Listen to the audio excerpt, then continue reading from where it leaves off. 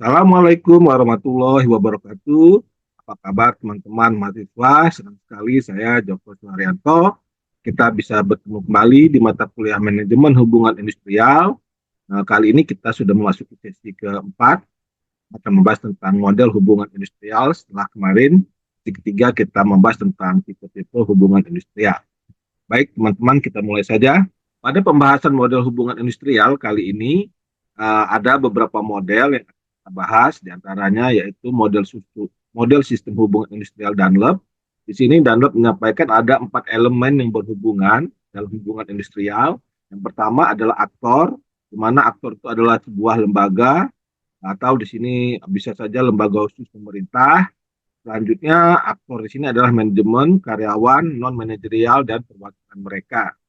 Yang kedua, masih dalam sistem hubungan industrial Dunlop, yaitu ideologi bersama, di mana keyakinan dalam sistem yang tidak hanya mendefinisikan peran masing-masing aktor atau kelompok aktor, tetapi juga mendefinisikan pandangan yang mereka miliki tentang peran aktor lain dalam sistem. Jika, jika tampilan sistem hubungan industrial kompatibel, stabil, dan bijaksana lainnya. Berikutnya yaitu seperangkat ide dan keyakinan yang dipegang oleh para aktor. Selanjutnya membantu untuk mengikat atau mengintegrasikan sistem bersama. Yang berikutnya masih dalam model hubungan industrial menurut Dunlop. Yang ketiga yaitu konteks. Konteks di sini adalah pengaruh dan kendala pada keputusan para aktor yang berasal dari bagian lain masyarakat seperti teknologi, pasar, anggaran, dan locus of power di masyarakat. Yang keempat yaitu aturan. Di sini ada prosedural, substantif, distributif, serta kerangka peraturan yang dikembangkan melalui serangkaian proses dan disajikan dalam berbagai bentuk yang mengungkapkan syarat dan sifat hubungan kerja. Kritik terhadap model Dunlop itu deskriptif, kurangnya kemampuan untuk memprediksi hasil atau hubungan, meremehkan pentingnya kekuasaan dan konflik dan hubungan kerja, statis, tidak dapat menjelaskan penurunan cepat dalam serikat pekerja terutama di Amerika Serikat. Selanjutnya model hubungan industrial yang dikemukakan oleh Craig. Di sini Craig menambahkan aktor pengguna akhir, di mana ada elemen dari lingkungan eksternal diubah menjadi output, serangkaian mekanisme konversi, output mengalir kembali ke lingkungan melalui loop atau umpan balik. Sementara selanjutnya yaitu masukan eksternal, subsistem hukum, subsistem ekonomi, subsistem ekologis, subsistem politik, dan subsistem sosial budaya. Selanjutnya yaitu masukan internal, tujuan dicari oleh aktor, strategi, proses dikembangkan dan diterapkan untuk mencapai tujuan, kekuatan, kemampuan untuk membuat aktor lain menyetujui persyaratan yang disampaikan.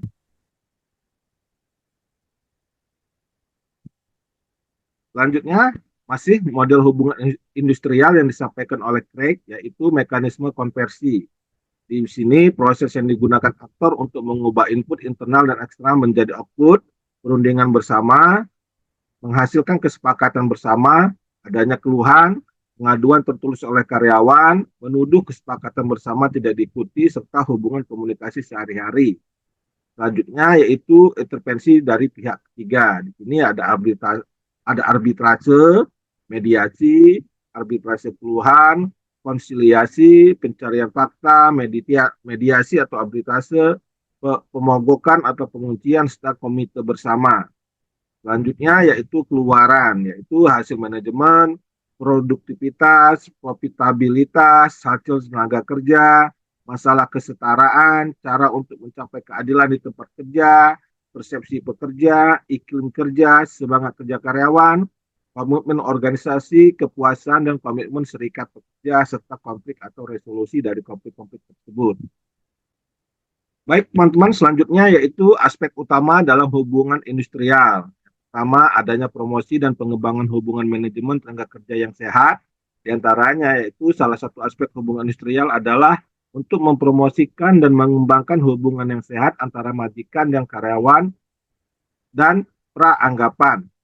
Selanjutnya yaitu semangat atau perundingan bersama dan kesediaan untuk mengambil jalan lain ke arbitrase sukarela. Perasaan tawar-menawar kolektif membuat mereka menganggap status yang sama dalam industri. Perasaan ini dapat memajukan perdamaian industri. Selanjutnya masih dalam aspek aspek utama hubungan industrial yaitu keberadaan atau serikat pekerja yang kuat, terorganisir dengan baik, demokratis dan bertanggung jawab, serta asosiasi atau pengusaha dalam industri yang dapat menjamin keamanan kerja bagi pekerja dan berpartisipasi mereka dalam pengambilan keputusan dan memberikan peran yang bermartabat kepada tenaga kerja dalam masyarakat. Asosiasi-asosiasi ini cenderung menciptakan dasar untuk negosiasi, konsultasi, dan diskusi atas dasar timbal balik yang mengarah pada hubungan manajemen dan dengan tenaga kerja yang baik.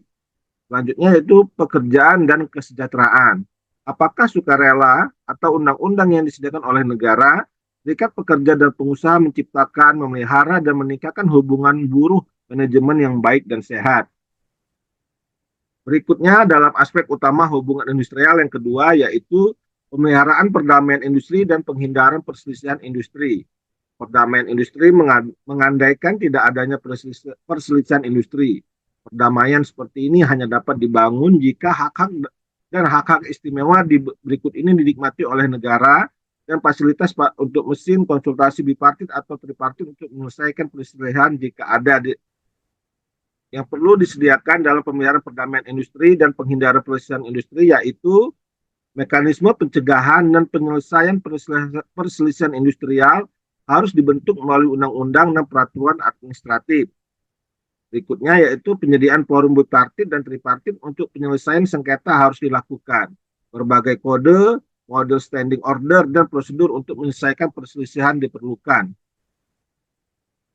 Pemerintah yang tepat harus memiliki kekuatan yang cukup untuk merujuk perselisihan ke pengadilan atau arbitrase ketika dirasa perlu untuk kepentingan industri atau negara.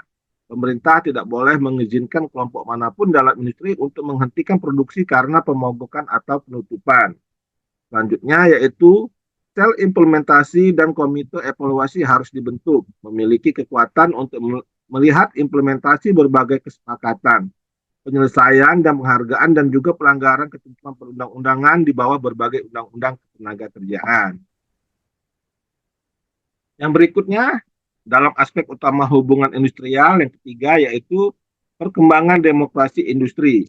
Gagasan demokrasi industri adalah bahwa buruh harus memiliki hak untuk berasosiasi dengan manajemen dalam menjalankan industri. Dalam hubungan ini, teknik berikut biasanya bisa diadopsi. Di antaranya yaitu pertama, pembentukan dewan tokoh dan dewan manajemen gabungan di tingkat lantai dan pabrik untuk meningkatkan kondisi kerja dan kehidupan melalui konsultasi dan pemahaman bersama. Ini akan menciptakan iklim yang diperlukan untuk pengembangan demokrasi industri. Selanjutnya yaitu peningkatan produktivitas tenaga kerja melalui berbagai cara. Yang selanjutnya yaitu mengakui tenaga kerja bukan sebagai komoditas tetapi sebagai manusia di dalam industri yang memungkinkan mereka merasa harga diri dan pemahaman yang lebih baik tentang peran mereka dalam organisasi. Yang berikutnya yaitu lingkungan material dan sosial tempat bekerja menyesuaikan dirinya saat bekerja harus tersedia. Baik teman-teman mahasiswa, yang berikutnya yaitu peserta utama hubungan industrial. Hubungan industrial yang baik adalah hasil dari pertama, hubungan manajemen tenaga kerja yang sehat. Yang kedua, adanya perdamaian industrial dan penyelesaian semua perselisihan sedemikian rupa sehingga tidak ada pemogokan atau penutupan perusahaan. Dan yang ketiga yaitu partisipasi tenaga kerja dalam industri yang dimaksud sebagai demokrasi industri. Ada tiga pihak atau peserta utama dalam hubungan industrial dalam satu unit industri. Yang pertama yaitu pekerja dan serikat pekerjanya. Kerja total memegang peranan penting dalam hubungan industrial. Jumlah pekerjaan meliputi usia kerja, latar belakang pendidikan, latar belakang keluarga, faktor psikologis, latar belakang sosial, budaya, keterampilan, sikap terhadap pekerjaan lain, dan lain-lain. Organisasi pekerja menonjol dalam kegiatan serikat pekerja. Tujuan utama serikat pekerja adalah untuk melindungi kepentingan ekonomi pekerja melalui perundingan bersama dan dengan memberikan tekanan pada manajemen melalui praktik ekonomi dan politik. Faktor serikat pekerja meliputi kepemimpinan, keuangan, pengadaan kegiatan, dan lain-lain. Berikutnya dalam peserta utama hubungan industrial yang kedua yaitu manajer dan asosiasinya. Peran yang menonjol adalah kelompok kerja, perbedaan dalam ukuran mereka, konstitusi dan tingkat spesialisasi yang mereka tekan. Tentu saja ada ketentuan yang diperlukan untuk komunikasi timbal balik untuk struktur status dan wewenang dan untuk organisasi lain seperti serikat pekerja dan asosiasi pengusaha. Yang ketiga yaitu pemerintah. Pemerintah memainkan peran penyeimbang sebagai pemelihara bangsa.